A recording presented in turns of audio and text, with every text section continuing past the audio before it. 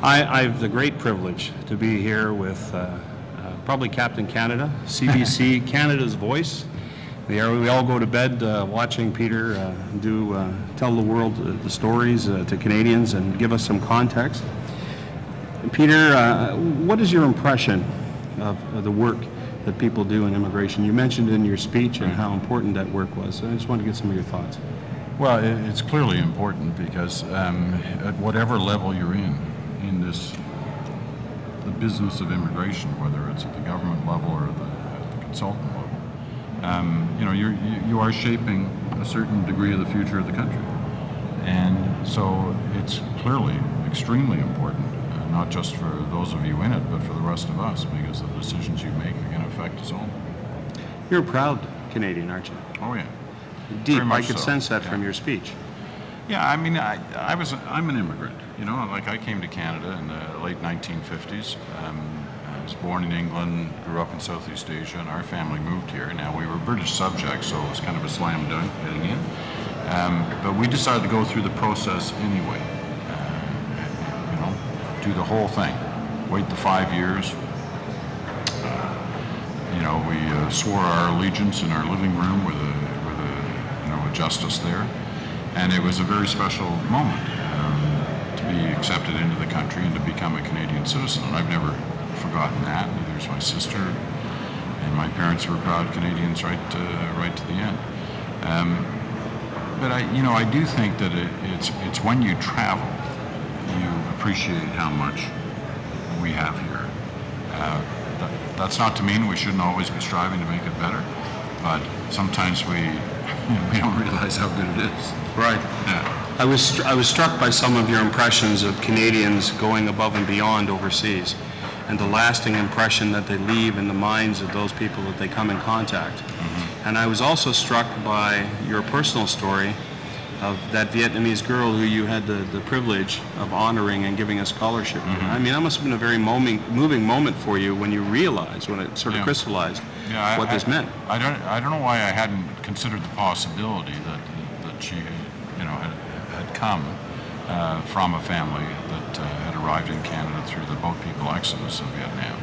But I hadn't, and then suddenly there it was in front of me, a story that I'd covered, and I'd seen the personal sacrifices that had been made to move family out of Vietnam under persecution with no idea of where they might end up.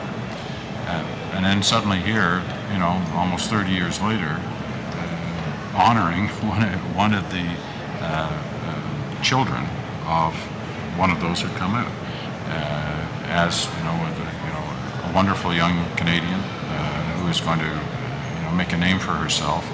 Almost certainly in the business world in this country, but it all started by the decision of in her case, her grandparents, that it was time to leave where they were and find somewhere new. And we were lucky enough to convince them to come to Canada, and we're seeing the rewards from that. Yeah. One of the things I've always wondered, I watch you every night on the television, much to the chagrin of my young lads, because we watch you early. But the composure, the calmness, the unflappability of Mansbridge, no matter what's swirling around you seem to be able to carry off this presence, which is in the middle, very neutral, but yet drawing out the people that you interview. And I just wanted to sort of dig down I mean, what moves you, Peter? I mean, I know Canada moves you, but can you share with us a personal story which really got to you? Right. First of all, in terms of the preamble, I mean, it's not always that calm. Somehow it comes across that way. But there have been lots of nights where I'm dying inside. There are all the things that could be going wrong in the program we're doing. But to your point, I'm moved by personal suffering, whatever that is and wherever that is. And it's awfully hard to deal with those kind of stories. It's easy to have an opinion on those stories, to not be sort of trapped in the middle where you're trying to allow all sides in a story to voice their opinion. When you see personal suffering and you know without question what the cause is, you're angry, and you're hurt, and you want to fix it. And the power of our medium is that we can fix things. When did you realize the first time the power of your medium? The power that your words have to move Canadians to do things? Well, I think probably on a local level, when you see families lose their home through some form of disaster, whether it be fire or flood or what have you, and you see a community respond, and we're so good at that as a nation. In terms of a big wave of international common concern, early 70s, the exodus of the Asians from Uganda and how Canada responded. Then the Boat People story.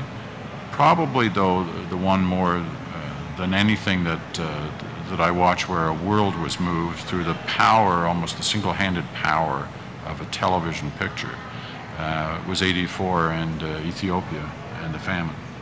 And those were pictures that were broadcast to North America, were shot by the CBC, by Brian Stewart, one of our correspondents, and the crew that was working with him. And this whole side of the world knew nothing about it. And literally within hours, certainly days, a movement to help started. And it was wonderful to watch and to understand that, we have that power and that ability through our medium to move, a continent to do good. You have a unique way, Peter, and I'm one of your fans, by the way, of explaining complex stories in very simple ways to Canadians. It's because I'm a simple guy. You're almost a translator, if you will. I mean, we deal with translators in immigration all the time. Yeah. But you translate life to us. Yeah, I mean, some stories are very hard to explain.